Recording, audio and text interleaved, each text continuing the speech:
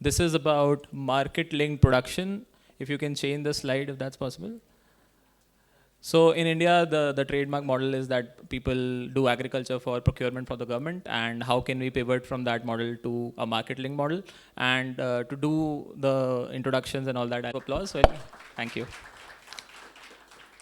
So coming with extensive experience around digital agriculture, Hemendra Mathur sir over here. Next we have Salil Murthy, is Managing Director of Mars. Please sir, join us on the panel.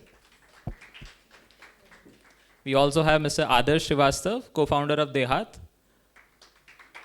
Please join us. Next we have Siddharth Chowdhary sir, Managing Director, Bluecraft Agro. Welcome sir. Mr. Yash couldn't join us for a medical emergency, but Mr. Prrasana Shah is here, Chief Merchandising Officer at Reliance Retail. Welcome, sir. With that, we'll start now. Just a quick note, because we are short on time, we'll try to complete the whole session in 45 minutes. Good afternoon and welcome to this panel. It's a post-lunch panel, so we have a task to do to keep all of you awake. We'll try, and of course, we all talk about it, but I think it's time to act, and that's what we're going to focus on, what models are evolving, what are the challenges, and how the industry, the retailers, tech startups are trying to address those challenges.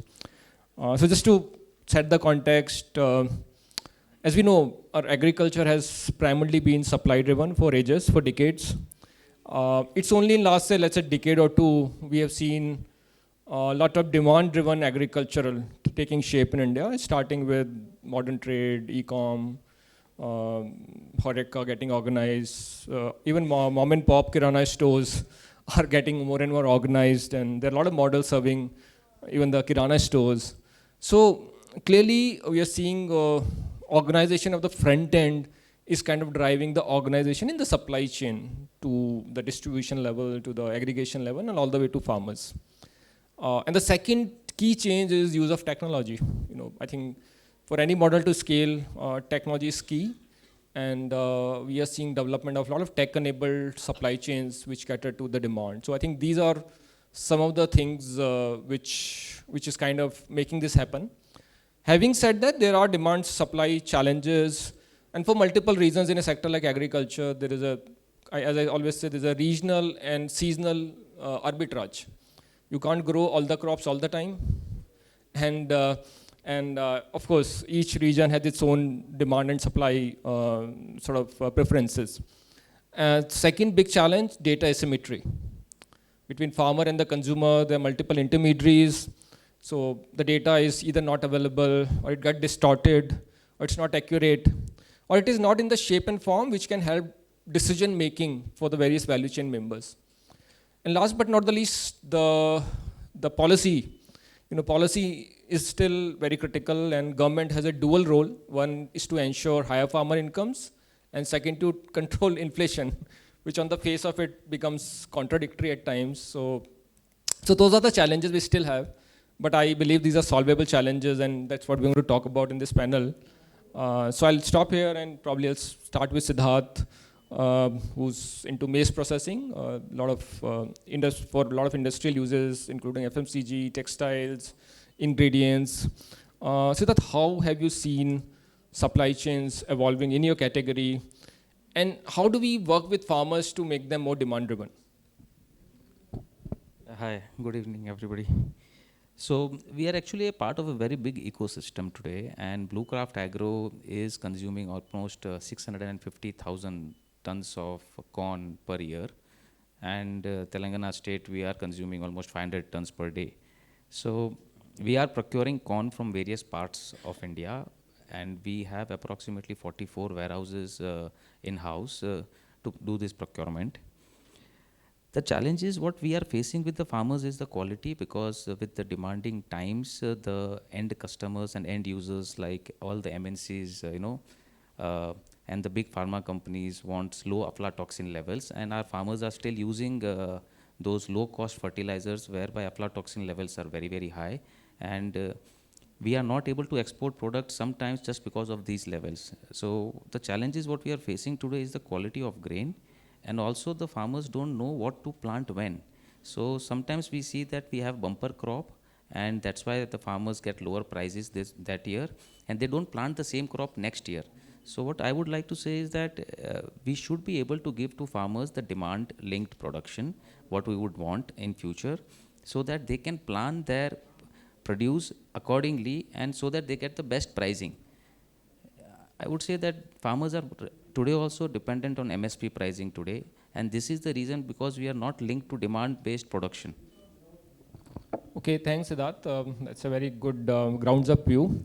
With that, I'll go to Salil. Salil, we all know Mars is a large global player, and I believe you do a lot of purchase from India and send to international markets. So what's your view? Our Indian farm ecosystem, are we tuned into selling to global markets? There are always issues around quality and there are a lot of question marks on reliability of suppliers. So how do you see that changing over a period of time? Sure, thanks for the opportunity. So we've been in Mars as a pet care unit since 2002, and we manufacture about 50 or 60. It's working with suppliers across commodities like maize, broken rice, poultry, soybean meal, corn gluten meal, and so on and so forth. As I kind of look at it, there seems to be significant progress that we have made in some areas, but it also feels like we have a long way to go in order to get some of the fundamentals fixed to truly become competitive as we start and become an export powerhouse. I think the topic of the previous panel was how can India become the food bowl of to the world. But I think there are some fundamentals that need to be put in place. So I mean, the starting point is pretty clear. We lead in terms of production, whether it's in terms of, for example, maize, whether it's in terms of mangoes or bananas. We're right up there in terms of cereals or fruits and vegetables. We're probably the #2 producer in the world. But our share of exports significantly lags behind. And that in and of itself points to a couple of structural problems. Now, as you begin to export more, there are a number of positive externalities that begin to come into play. For the first, there's better price realization for the farmer, so that improves livelihood. The second, there is a better awareness of quality and driven by better agricultural practices that the market demands. And then from a third standpoint, you understand better what the consumer wants, and therefore the producer is able to move up the value chain through things like processing, sorting, grading, branding, etc. into these value-added activities, which essentially allow you to make a little bit more money. For me, to your point, I think there are a couple of areas which have historically kind of come in the way. The first one, I would say, is around quality. And when I say quality, for me, it's really about getting core domestic quality policies coordinated and having something that is almost a common minimum standard as we think about it. So today, it's quality standards are across a whole bunch of different departments, whether it's agriculture, animal husbandry, consumer affairs, even from a regulatory standpoint, you have FSSAI, you have the Board of Insecticide Control, the Insecticide Control Board, you have BIS. I'll give you the pet food business, for example. There are no common minimum standards. There's a voluntary standard that people are encouraged to follow, but there is no standard for the kind of food that you're actually feeding your pets. And that's part of the work that we're trying to do, right? And so getting that is important. But then equally, as I think about what an export market would want, they would want things like certification on sustainability, certification on using the right forms of kind of labor, end-to-end supply chain traceability. All these things become very, very critical, as you move forward. For me, the second piece that really comes around would be around logistics. And as you think about logistics, significant issues, and that adds anywhere between 7 to 9% FOB cost versus, say, a Germany or another company. So getting some of the basic infrastructure right is the second piece. And the third piece for me is really about understanding what the end consumer needs. For too long, basically, a lot of exporters have said, let me do an exhibition, find a distributor, let me start selling. That model doesn't work. You really need to understand what is it your consumer wants. In Mars, for example, we have a company called Tasty Bite based out of Pune, and almost 100% of it is export-oriented. But we found a very niche consumer who is looking for Indian food, packaged Indian food, but something that is sustainable, something that's clean label, something that's organic. And so we found a niche, we're able to market to them efficiently using data, and that's really enabled us to grow our business. And so those are kind of some of the things that probably people need to keep in mind as they want to kind of scale up. Thanks, Salil, for a lovely summary. I think the standards, even I was not aware that so many standards you have to meet to sort of qualify as a manufacturer and exporter. And the logistics challenge, I think you're absolutely right. Tasty Bites, of course, is a great example. You know, I've been tracking this company for 15 years, and probably one of the best company to invest at that point of time. It has given phenomenal returns. So I can imagine the kind of job that you've done in building the export market for Tasty Bites. So that's great. With that, I'll go to Adarsh.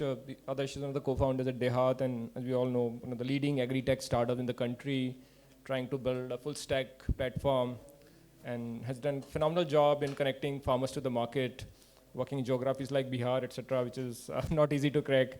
So Adarsh, would love to learn from you the DeHaat's model, how you cracked it, and what role do you see for technology? You know, there are a lot of entrepreneurs sitting in the room. You know, what is the message to them? What they should be doing to make this model scalable? Yeah, thanks, Hemant. So, as Hemant said, DeHaat, I would like to brief about DeHaat, what DeHaat does, right? So, DeHaat is basically a full stack platform. It's a marketplace, you can say, which this is not a typical marketplace. It's a digital as well as physical market. Kind of agriculture requirements like agriculture inputs, right? Quality agriculture inputs, be it seed, fertilizer, crop protections, even cattle feed through our DeHaat centers. These are physical centers, right? I will let you know about later on. So farmers can get any crop related advisory, right, at real time basis. This is the biggest problem. So farmers doesn't basically get, don't able to get advisory at real time basis, because you have to act on real time, so or crop will get damaged, right? So that's the biggest problem, right? Farmers used to tell us when we go to visit farmers, they were, यार सब ठीक है, ज्ञान बाद में, पहले आप मेरा माल बिचवा दो, right? So market linkage is something is the biggest problem for farmers, especially for small farmers where we started, right? Bihar, where 95% farmers are either small or marginal, or you can say landless farmers. So पहले तो माल बिचवा दीजिए, बाकी बाद में बात करेंगे. So marketing is something, so farmers can avail service through these DeHaat centers. So currently in 11 states of India, we are serving around 18 lakh farmers through our DeHaat centers, which are basically physical centers which are situated at panchayat level, which serves around 1,000 farmers in 7 to 8 kilometer of catchment area. And we are having network of 11,500 franchises. This we call it DeHaat centers. So this is something we are doing in 11 states. So obviously this scale, right? We started from one center in Bihar, from Vaisali. This scale we have, what we have got, right? What we are envisaging in next 3 years is only, this has happened only because of technology, the use of technology. First, we use this technology for basically streamlining our supply chain, right? The biggest question, problem statement for any external party, right? Be it investor or, यार इस सब तो ठीक है, scale कैसे करोगे? कैसे record करते हो? इतना मतलब multi crops are there, multiple farmers there, बहुत ही diversified है. इसको scale कैसे करो? तो technology is something. This is the solution from which you can scale it up. We have done it. We are doing it. We are trying our best, right? By end of 25, we are envisaging we will be serving approx 5 million farmers in pan India, right? So use of technology has been very, very important, right? 18% maize of this year, the entire production. Bihar produces around 25 lakh metric ton of yellow maize. और इतना करने जा रहे हैं, ये बिना technology को हो ही नहीं सकता. You can't handle it manually, right? So first of all, this technology needs for your in-house operation to handle it, right? Then technology comes into picture for better advisory to farmers, right? So we have created the polygon of entire India and farm boundaries, right? We have customized, and we are integrating these farm boundaries to every individual farmers, right? So that we can give them a real, customized advisory, you can say, right? The paddy farmer, the falana farmer who has sown this any crop on particular date, he should get advisory on the particular date only, right? This should be customized. It should not happen in a broadcast manner. तो farmers फिर bore हो जाते हैं कि यार बहुत message आते हैं, कोई मतलब नहीं इन मैसेज का. So we are doing many things. It's a complete full stack model. So it's very difficult to elaborate everything right now. But yeah, as you said, says, technology has been something is very, very important in our growth. Thanks, Adarsh. Good pointers. Clearly, from a farmer perspective, market linkage is very key. In my experience, it's not about for higher price, it's looking for a fair price and an assurance on purchase and probably payment within 48 hours. I think that's what farmer looks for. And of course, market linkage, you have a customer sitting right on the panel for your makka. Everyone is a customer, okay. So great. I think hopefully this panel will help you push GMV a bit more. Great. With that, I'll go to Mr. Prrasana, a champion on the retail side. Reliance Retail needs no introduction, one of the largest retailers in the country. So I just want to learn from you what is the secret sauce for building a pan-India model across categories, and of course food is one of them. And how do you work with farmers? What role do you see for FPOs, the government schemes? How do you integrate these facets into your business model? Hemendra, thank you. And first of all, I think my big thank you to the entire Telangana government for organizing such a fantastic platform. Modern trade, or which includes e-com.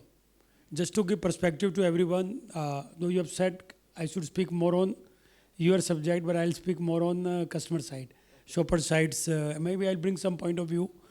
So in India, around modern trade is catching up, or e-commerce is catching up, is around 15 to 18% in urban India. But the most important aspect in metros, this has become 35 to 40%. Like if you look at Mumbai, modern trade and organized trade has become 40% plus. Same in the case of Hyderabad. And one thing we must remember when we are talking linkages, the income changes once in 7 years, it become almost doubles in Indian context from last 15, 20 years. Whereas our consumption pattern still stays what we were doing 15, 20 years back.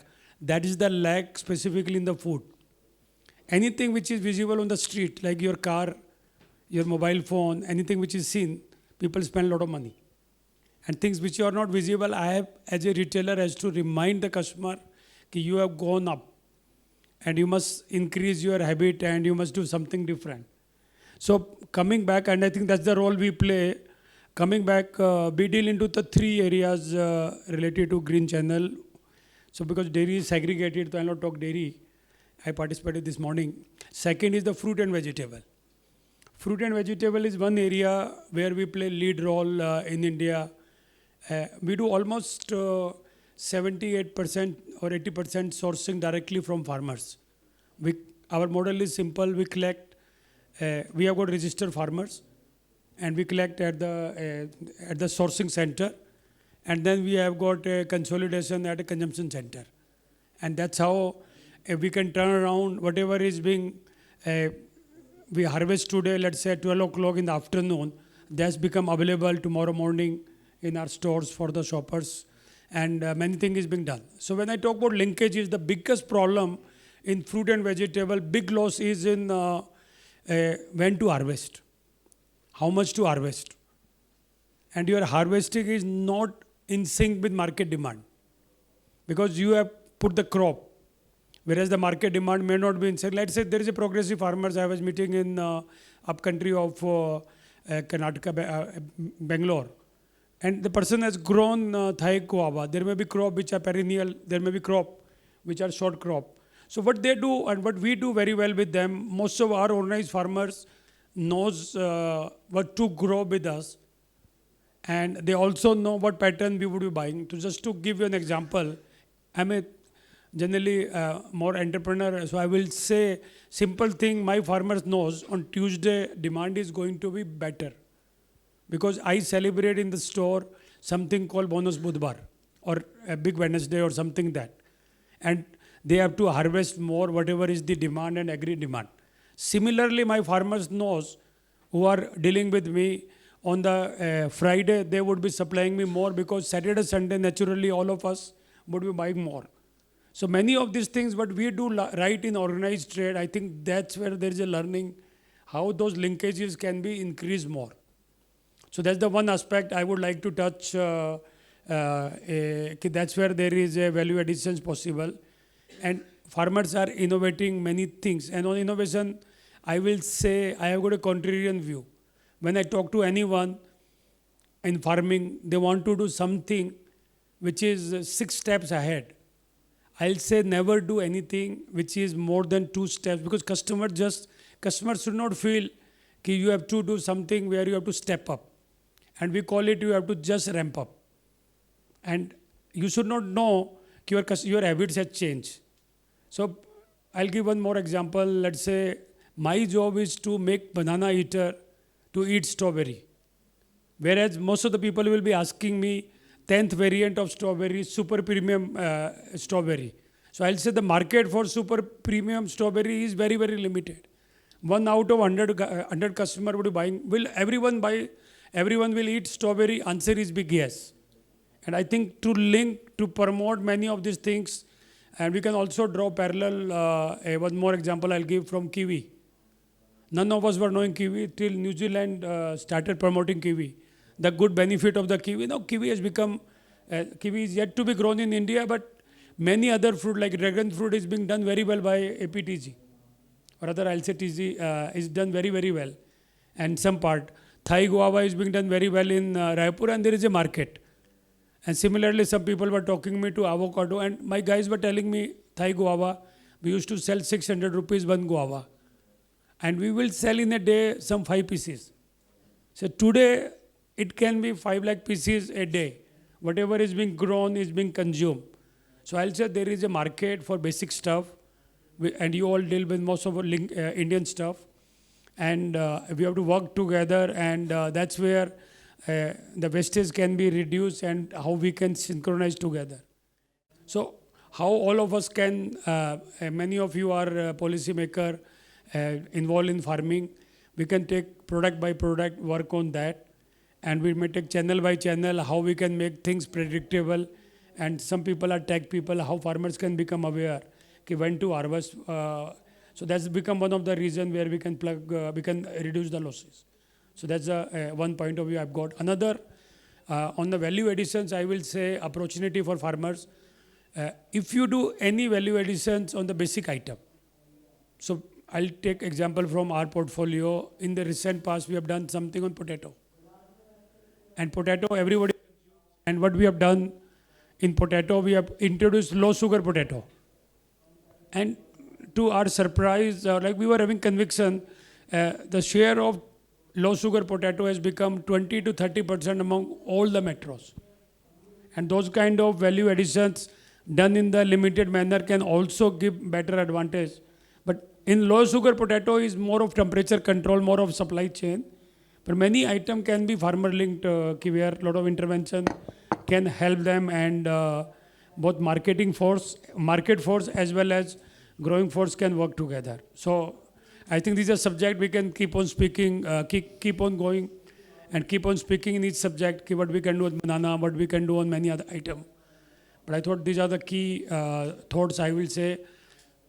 Make banana user to eat many things, make wheat user to take millet, and make sugar consumer to eat jaggery and jaggery powder. That's what we are saying. Make one more subject I'll say, which I'm seeing a 20-30% conversion. Ki normal dal user is getting into unpolished dal. One more I've seen in the similar related to commodity in the salt. Low sodium salt when somebody is introducing, but people are not going to try 6 level ahead product. And that's where I'll say you all are safe, because 6 level ahead product doesn't fall here. It goes into a processed food industry. Right. And that's the one point I'll make. Yeah, no, thank you. Great. I think some very interesting nuances on consumer demand. I think absolutely a lot to learn from a retailer perspective. So Siddharth, I'll come to this point on value addition. We aim to increase farmer income, doubling farmer income and all that. I don't think it's going to happen by growing more, right? How do we make farmer participate in value addition? Like even in maize, for example, I'm sure you must be doing a lot of primary processing, sorting, grading, dehydration, I don't know. Can farmer do that bit of processing? Can we promote farm level processing so that they get a better share of income and better share of price, and of course you as a manufacturer also benefit because you get a good quality. What I mean to say is that per acre, if in India we are growing say 3 tons of maize, which is an average across India, but an American farmer is growing 10 tons. So if farmer income really can be doubled, it is possible. In Argentina, it is 7 tons per acre or per hectare. So really speaking, farmer income really can be doubled by good methods, good practices, good machines, good knowledge, and some bit of technology is also needed, because our Met department says it will rain today and it never rains. So and poor farmer doesn't know where to complain, what to do. So there are many softwares worldwide available, like technological software, like GPS based, whereby those details, if they are provided to the farmers, really they can be so much helpful in producing good quality. Second is, today we have 3 major grains in India, which is wheat, rice and corn. Corn is the 3rd largest grain produced, and lot of governments are spending lot of money today in buying that maize, storing it in unethical practices in their own warehouses, spoiling those grains and then reselling it. Basically, government is spending good money on buying it, which is an easiest job to do. I feel that the government should now focus on how to help farmers in some other way, just not by buying whatever they are producing, rather than go one step ahead, give them good knowledge, good seeds, good technology to produce more tons in the same amount of land, because farmer is not having the capacity to buy new land today. So I feel that yield is the most important thing in India, which we lack because of some small bad practices which the farmer is actually habituated to do it. So by giving them good knowledge that your income can be doubled really in the same amount of land, whatever you are doing today, and it is happening somewhere in the country. For example, yield in Rajasthan will be 1.5 tons per acre, and yield in some part of Andhra Pradesh is 4 tons per acre. So why a Rajasthan farmer cannot learn from a Andhra farmer? Forget about America, Argentina and other countries. At least in India, we can slowly learn from each other. So each government should try to, teach each other the best practices, and how they can improve this yield. That's it. Great, no, that's very useful. With that, I'll go to Salil. Salil, we are a country where we want to hit food demand in the range of $1 trillion. That's lots of consumption, right? And then we have export ambitions. Why we don't see too many brands? Given your FM Bikaner wala, then there was some raw pressery, there was some. So there are brands, but very few in the context of the opportunity it presents. Is it the quality of raw material? Is it supply chain control? Is it lack of R&D? What is that? Why we don't see too many brands? A lot of atta that we eat is still commoditized, right? So any view on that? So the slight nuance I would give to that is there are a lot of very strong food brands in India. The difference is that part of the reason in India is as you travel every 200 kilometers, your food taste varies, right? And so if you take the masala dosa that you get in Bangalore, for example, and then you travel to Mysore, you get a very different taste of the masala dosa, right? It's the same state, it's, the dish is exactly the same.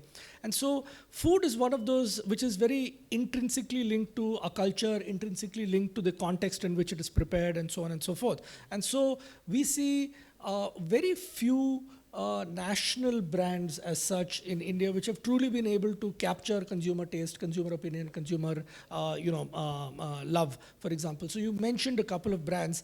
So I think that's one piece, and therefore what we have seen is a lot of these food brands beginning to optimize for a relatively small part of the India. So for example, you may have a masala brand which sells masala paste for Pune and in and around Pune. Spices is a fantastic example. If you go to the 5 southern states in India, the market leader in spices is different in every state, right? And so that's largely driven by the fact that tastes dramatically vary. But I think that's also driven by the fact that some of these food brands have not necessarily made the attempt to truly understand what drives consumer taste at a broader level, what it's going to take to really scale, including figuring out what are these global standards in terms of raw material specifications, in terms of quality, in terms of packaging and logistics, and really cracking that last mile logistics, which is not easy because food brands by definition tend to operate at a significantly lower gross margin, and therefore last mile typically tends to be very, very difficult for them to kind of manage. So while there are a number of structural barriers, some of the packaged food brands have done it really well, but some of the non-packaged food brands still kind of struggle. So that will, I don't think that's necessarily though a bug. That could well be a feature as you continue to see it, because you just see a diversity of different food brands kind of operating all across India. Okay, no, that's a very interesting nuance that you presented, and with that, I'll go to others. I think there are a lot of questions, there are a lot of myths about farmers' digital adoption. Are farmers willing to adopt digital tools? How many apps farmer can download? And is he digitally literate? Since you work with hundreds and thousands, millions of farmers, what's been your first-hand experience? Are they ready? Are they adopting it? Yeah. So it's a very, very interesting question, right? So we have seen the transition from non-tech to tech things, right, in agriculture. When we started, right? So this agri-tech word was not coined. So we have seen this word is coined after we have started our journey. So technology adoption was something very difficult, right? When we did internal survey in 2016 and 2017, so only 4% farmers were, right, ready to accept any kind of digital intervention, right? So only 4% farmers were having smartphones in rural areas. I'm talking about Bihar, Eastern UP, Odisha, and few parts of Jharkhand. But we should acknowledge, right, Geo came into picture, right? Geo has transformed the entire, Geo has revolutionized this digital penetration, you can say, at back end at rural part of India, right? So we have seen this transition from 2019, right? So now we can say ourselves we are agri-tech company. Before that, all agri-tech companies were just for the namesake, they were agri-tech, because the ultimate users, the farmers were not willing to adopt any kind of digital intervention, right? So from 2018, 2019, we have seen this transformation. I proudly say, so our all transactions, right, almost 7,000 metric ton on day-to-day basis, right? Everything is digitized. Entire communication is digitized. Logistic is digitized, right? Interface with buyers has been digitized, and we are in the process to digitize things. So this has basically, as you said, right? So we have seen this transition from non-tech to tech things, right? And agriculture farmers are openly adopting this revolution. Thanks, Adarsh. My last question is to Prrasana. Before, been a lot of times when the obituary of written for mom and pop kirana store, that when modern trade came in, that they're going to die.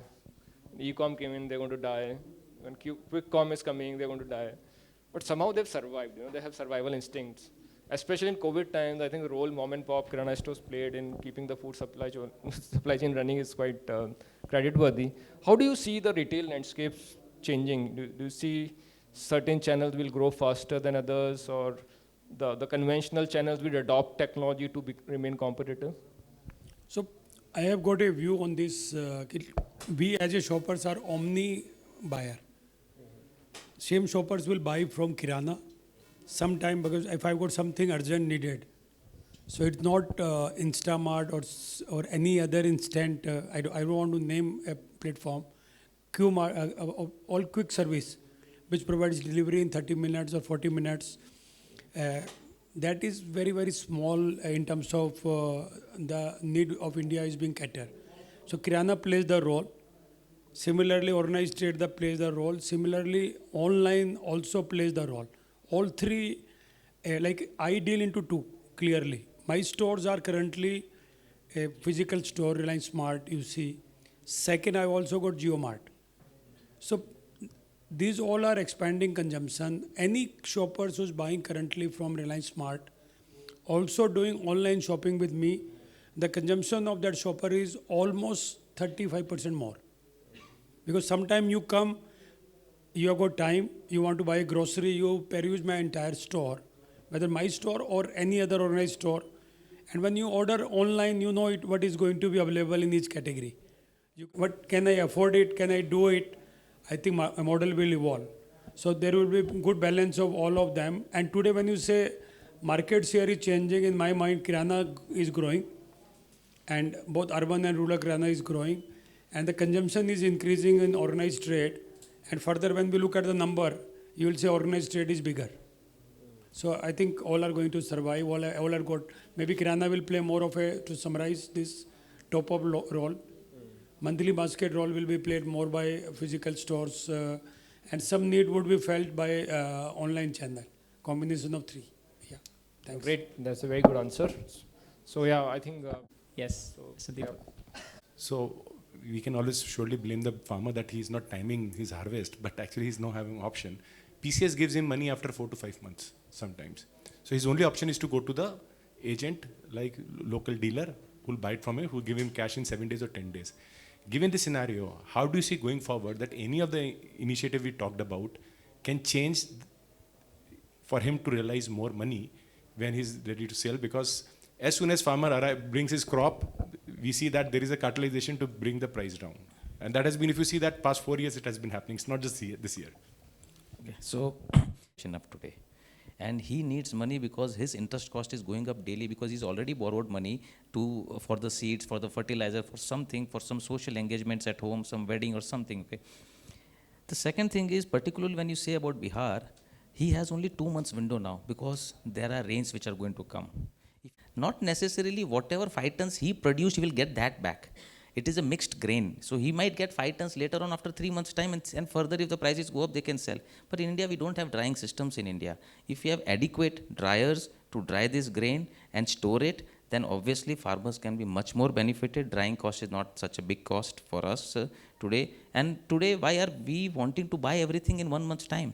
We are investing, say, 6 months working capital to buy those grains. So it is a loss to us also and loss to farmer also because of these facilities which are not available.